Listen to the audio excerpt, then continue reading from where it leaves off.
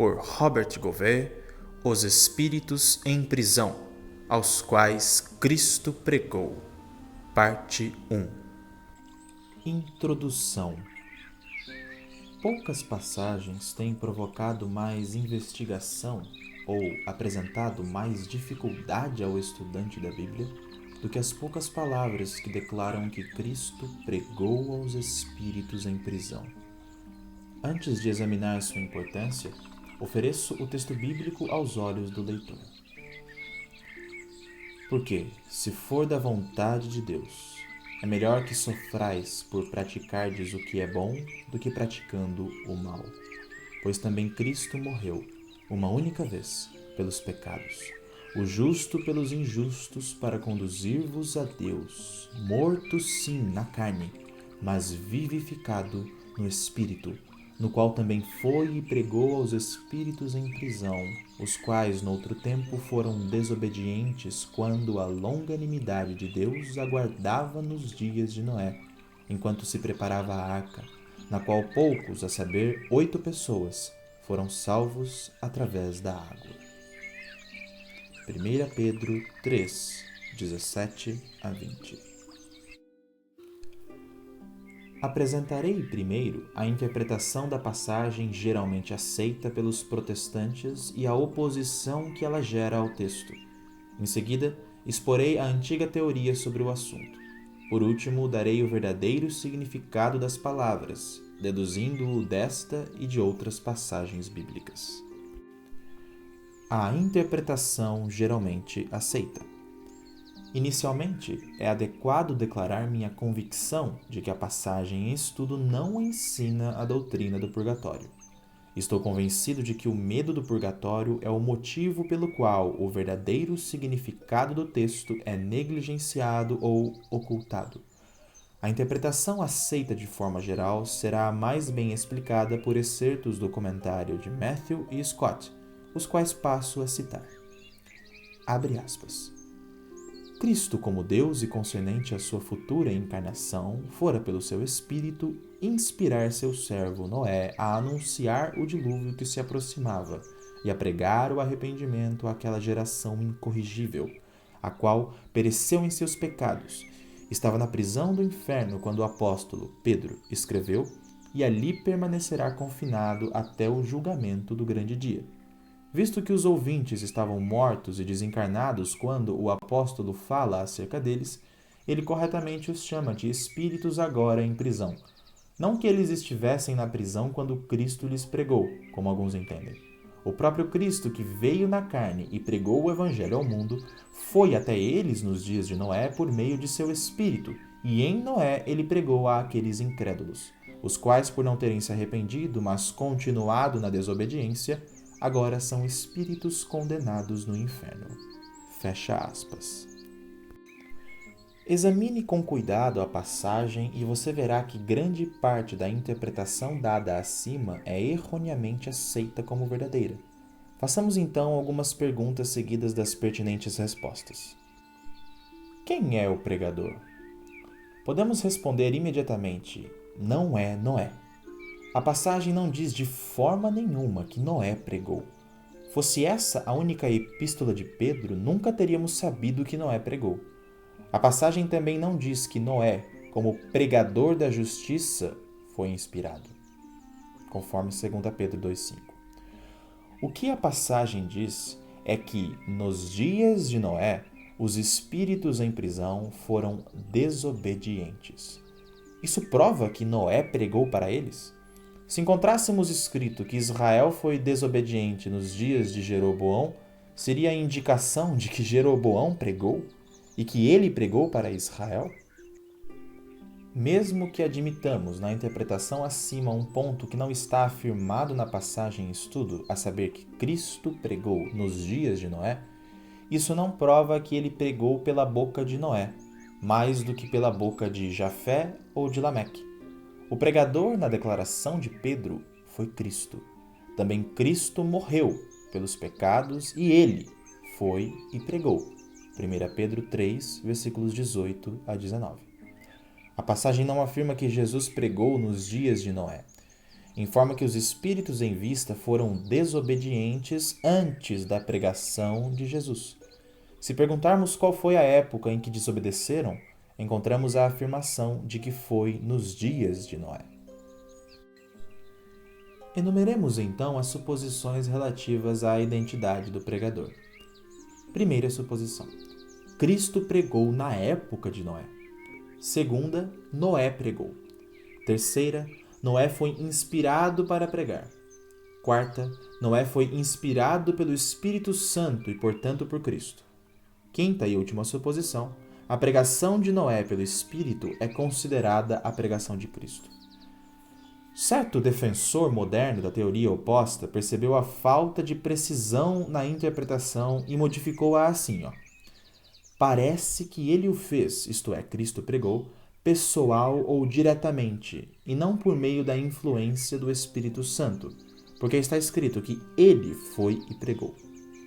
Um pouco mais adiante ele acrescentou: a ideia transmitida por essa linguagem poderia ser que ele pregou pessoalmente ou por si mesmo, e não pelo emprego da ação de outrem. Logo depois, porém, ele conclui: tudo o que está indispensavelmente implícito nessa linguagem cumpre-se pela suposição de que Cristo entregou uma mensagem à raça antediluviana pela mediação de Noé. A contradição não poderia ter sido mais direta. As palavras excluem a ação do Espírito Santo e a ligam ao próprio Jesus, porém não excluem a mediação de Noé. Mas alguém poderia perguntar: seja como for, a parte interessada foi desobediente e a desobediência não implica em pregação? A resposta é simples: a desobediência não implica em pregação. Ela pressupõe uma ordem dada, uma obrigação enviada ou pronunciada pessoalmente, mas não mais do que isso. Adão foi desobediente no jardim do Éden porque Deus lhe dera uma ordem, mas ele não lhe pregou a ordem. Os espíritos em prisão devem ter recebido uma ordem, embora não esteja especificado se a receberam nos dias de Noé ou antes. Contudo, eles desobedeceram enquanto Noé ainda estava vivo.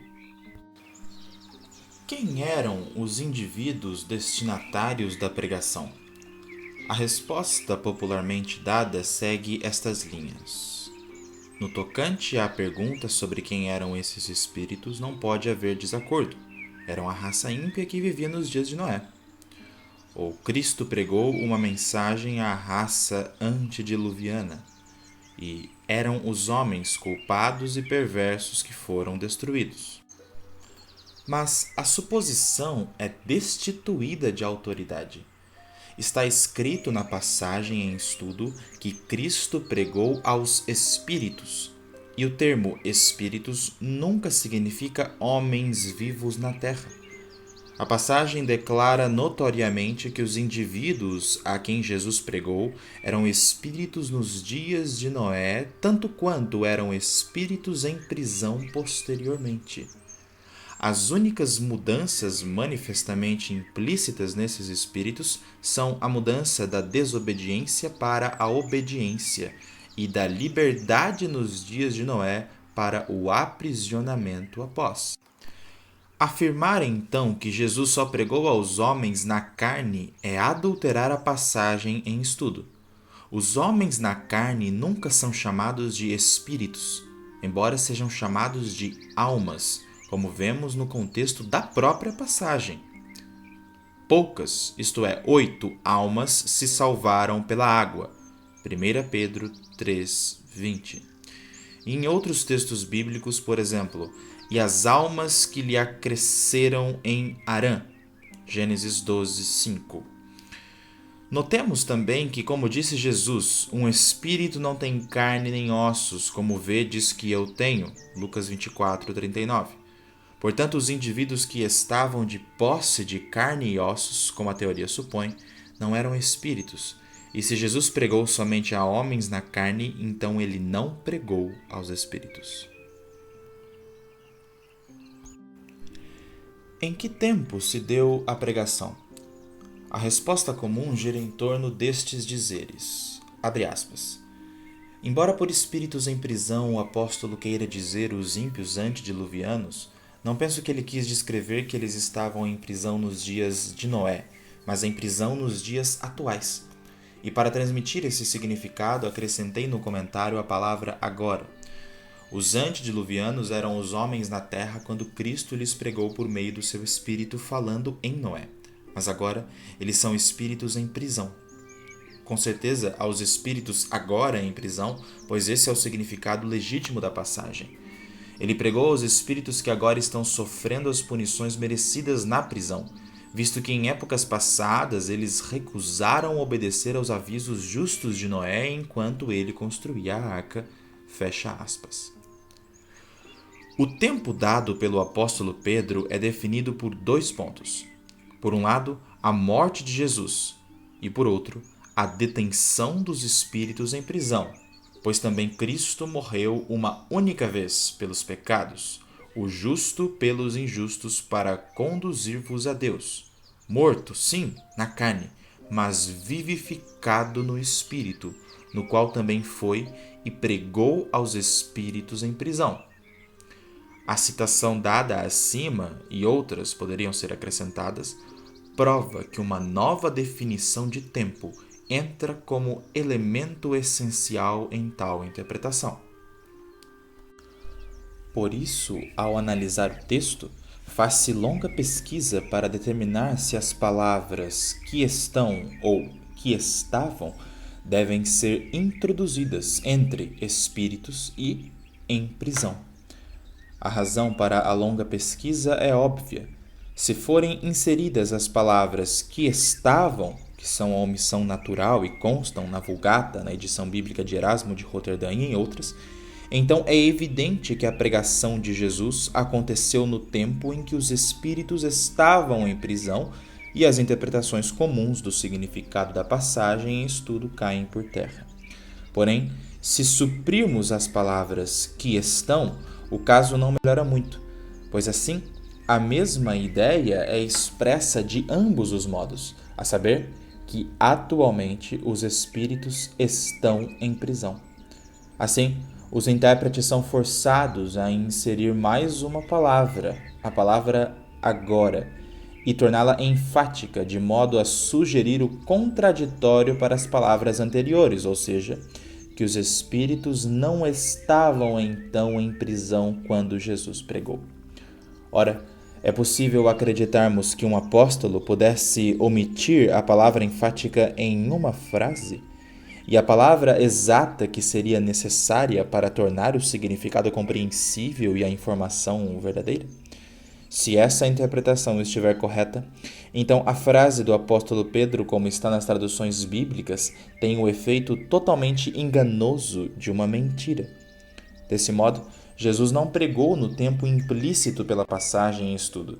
Ele pregou num tempo em que não está ali sugerido. Uma ideia como essa é a própria essência do equívoco.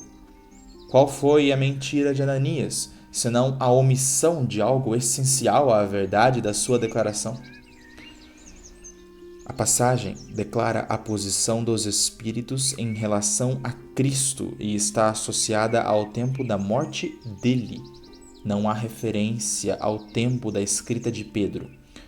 Admito que a posição dos espíritos pode ter sido descrita concernente ao tempo em que Pedro escreveu, mas então a informação deveria ter sido expressa. O tempo da escrita de Pedro não era o tempo dos espíritos. O tempo da pregação de Cristo era, se o texto bíblico declarar que até a pregação eles eram desobedientes, e depois, não mais. A condição dos espíritos no tempo da pregação do Salvador é fixada pelas palavras "os espíritos em prisão". A partir de então, não há indicação de qualquer mudança da condição externa dos espíritos. Isso por si só é suficiente para provar a falsidade da interpretação comumente dada. O tempo é o elemento distintivo essencial para provar a verdade da declaração proposta por tal interpretação. Jesus, defendem os intérpretes, não pregou aos espíritos que então estavam em prisão. Porém, Eles omitem a partícula de tempo, que é essencial para a verdade da passagem conforme a interpretam. Assim, tendo em vista que o apóstolo não pode ter errado, a interpretação que dão é verdadeira sem a distinção do tempo. Portanto, a teoria é falsa. A omissão comum, se os intérpretes tiverem uma, tem de ser preenchida no pretérito.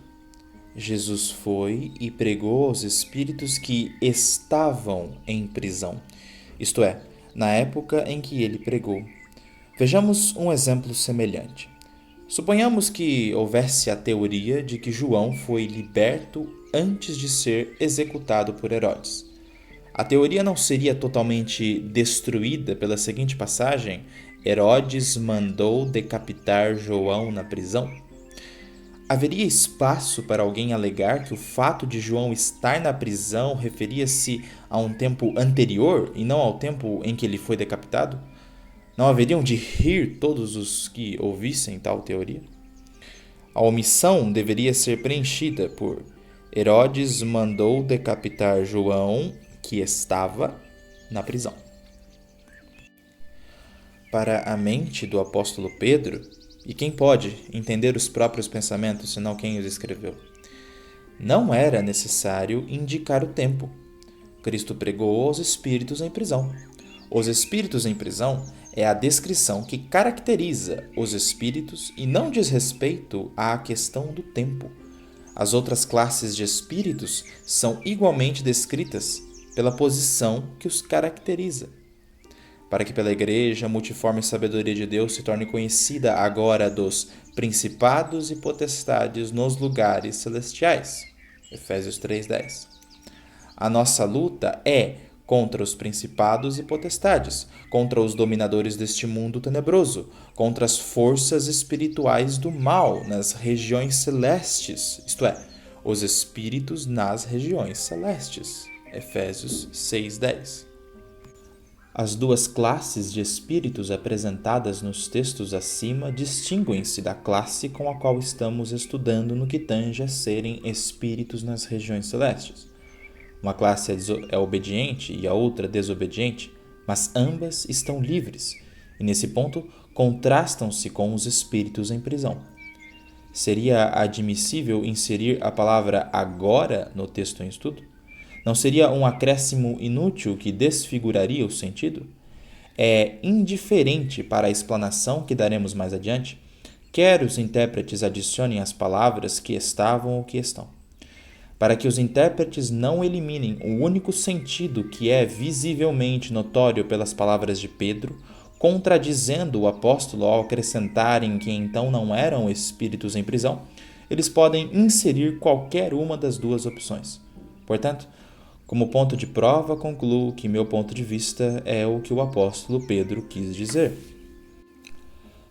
A condição dos indivíduos destinatários da pregação de Jesus era espíritos então em prisão, conforme definida por palavras tão claras quanto uma linguagem pode ser. A passagem em estudo menciona duas condições dos espíritos. Primeiramente, com relação ao tempo da pregação e depois com relação ao seu estado anterior. Posto que o estado anterior é definido depois da menção da pregação, a condição descrita no momento da pregação é a que eles realmente mantinham. Eles eram espíritos em prisão quando ouviram a pregação de Jesus, tão certo quanto eram livres antes da pregação no tempo de Noé. Pedro tem o cuidado especial de inserir partículas de tempo, como é evidente pelo emprego da palavra agora, 7 vezes nas suas 2 curtas epístolas. Mas ainda que seja omitido o ponto mais contestado, os espíritos em prisão, o mesmo sentido permanecerá pelas palavras restantes. Cristo pregou para os quais noutro tempo foram desobedientes quando a longanimidade de Deus aguardava nos dias de Noé. 1 Pedro 3:20. Por essas palavras, conclui-se obviamente que a pregação de Cristo deu-se depois da desobediência dos espíritos. Mas eles perduraram na desobediência até a morte. Portanto, A pregação ocorreu depois que morreram e depois de findarem a longanimidade de Deus e a resultante liberdade dos espíritos nos dias de Noé. Sendo assim, há apenas um outro tempo que se deixa entrever. A pregação ocorreu na morte de Jesus, em cuja data temos de reconhecer que se morreram desobedientes nos dias de Noé, então eles eram espíritos em prisão. Qual era a condição anterior do pregador? Cristo foi e pregou aos espíritos em prisão. 1 Pedro 3,19. Aqui a teoria fracassa mais uma vez. Certos intérpretes negam que o texto tenha qualquer significado. Sustentam que ele não foi por um movimento local, mas por uma operação especial. Outros defendem que significa movimento local. Afirmam que nenhuma ênfase particular deve ser colocada na frase "ele foi". Todos sabemos que tais expressões são redundantes nos escritos dos escritores gregos, como também de outros. Nota 3. No original grego, poreumai, que significa viajar, ir, propriamente transportar, mover algo de um destino, porto, para outro, figurativamente ir ou partir, enfatizando o significado pessoal que está vinculado a chegar a um destino específico. A ideia é apoiada por uma passagem de Efésios. Ele veio e anunciou paz a vocês que estavam longe e paz aos que estavam perto. Efésios 2,17, sobre a qual argumentam. É certo que nosso Senhor, depois da ressurreição, não foi pregar paz aos gentios pessoalmente. Ele pregou para eles somente pelos apóstolos. Mas, se Paulo diz que Cristo foi e fez o que fez pelos apóstolos, Pedro pode, com igual propriedade, dizer que Cristo foi e fez o que fez pelo profeta Noé. Mas a passagem não é paralela. A palavra veio toma o lugar da palavra foi, que é uma diferença que consideraremos depois.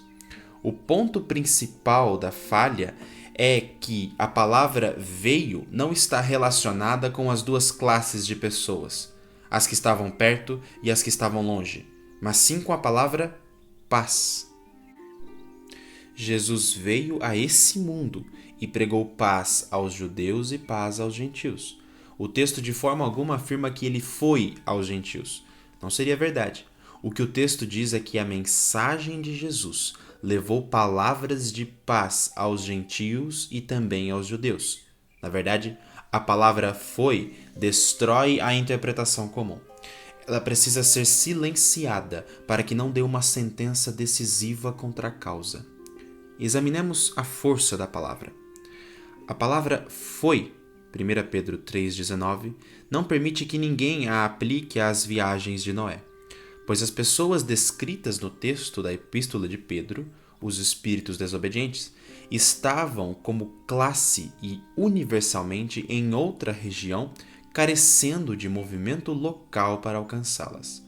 Mas não foi o que ocorreu com os homens incrédulos nos dias de Noé. Noé e os seus homens incrédulos estavam todos, até onde sabemos, em um único país. De qualquer forma, não estavam, como classe, em outra região para que houvesse um intervalo a ser percorrido entre onde eles estavam e onde Noé estava, antes que ele pudesse apresentar-lhes a mensagem. A palavra foi refere-se a Jesus. Ele foi e pregou.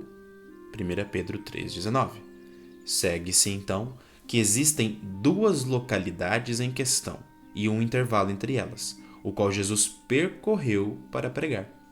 De modo algum, Jesus dirigiu-se a homens na carne, habitantes do mundo superior, porque todos os homens vivos estavam na mesma região de Pedro e dos destinatários da epístola. Portanto, quando se fala que Jesus desceu do céu para os homens, é usada a palavra veio, indicando que a região ocupada pelo escritor é a mesma para a qual Jesus desceu. Em 1 Pedro 3,19, a palavra é foi, o que indica um afastamento da região habitada pelo escritor e seus leitores. A interpretação correta determina duas razões para o movimento.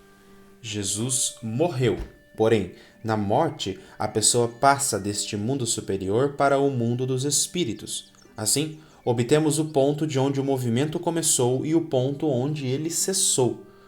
Observemos mais esta razão. Os espíritos em questão, por estarem em prisão, não tinham condições de sair. Se Jesus desejasse dirigir-se a eles, ele tinha de percorrer a distância entre ele e eles. Foi somente na morte que ele estava livre, humanamente falando, para visitá-los. Assim, temos a ligação da visita com a morte de Jesus e as razões para serem chamados de espíritos e espíritos em prisão. A palavra foi implica que antes da jornada do Salvador, os espíritos estavam confinados em certo lugar, que o texto declara ser uma prisão. Jesus viajou para essa prisão e encontrou os espíritos reunidos.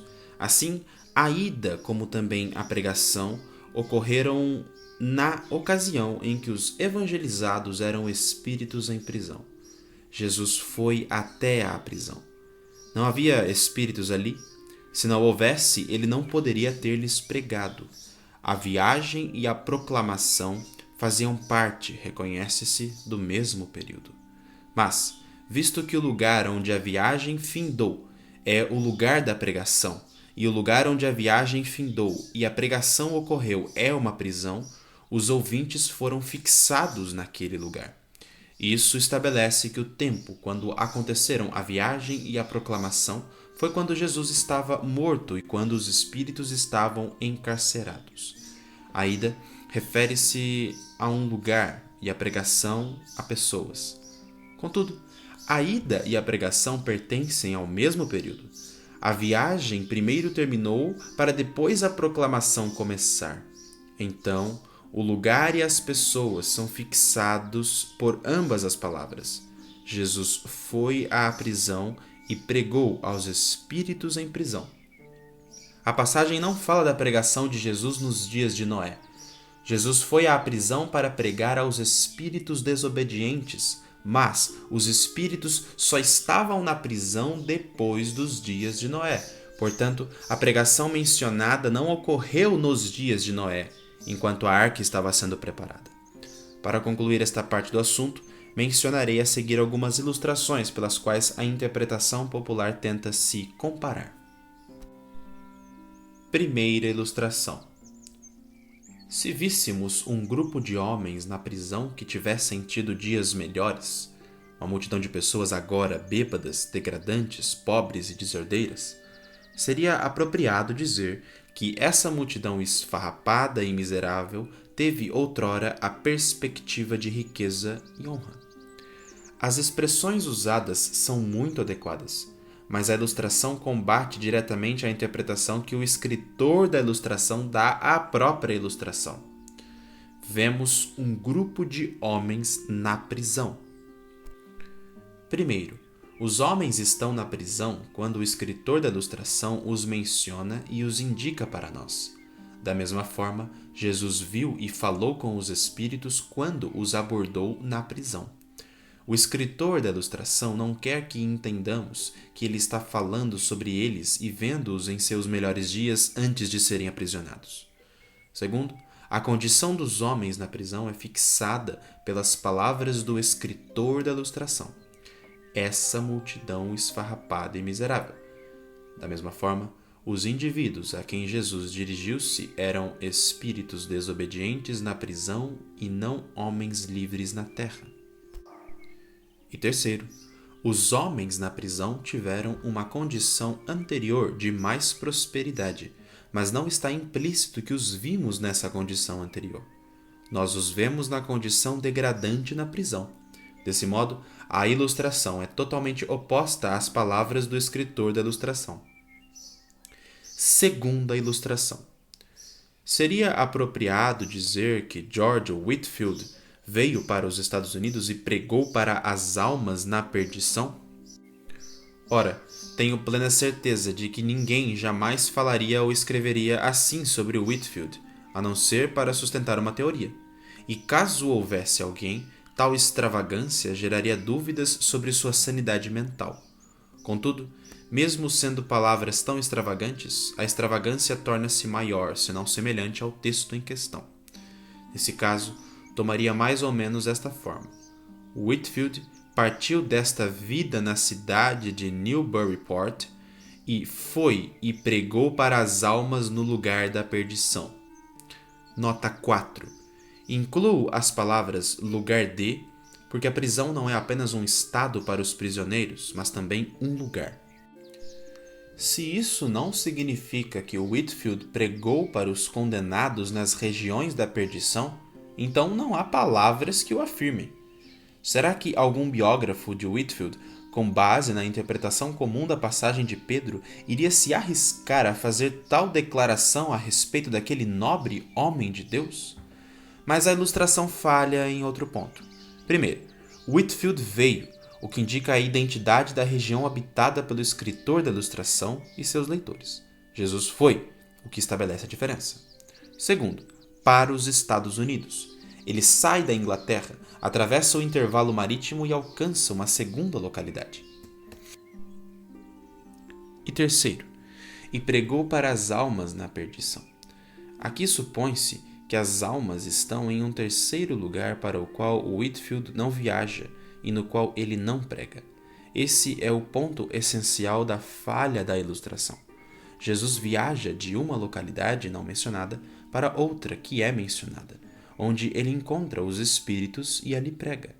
Permita-me dar uma ilustração que creio será paralela à passagem em questão. Whitefield foi e pregou aos criminosos da prisão de Newgate, que eram homens respeitáveis nos dias do rei George I. Será que agora alguém contestaria caso fosse afirmado que a declaração é falsa?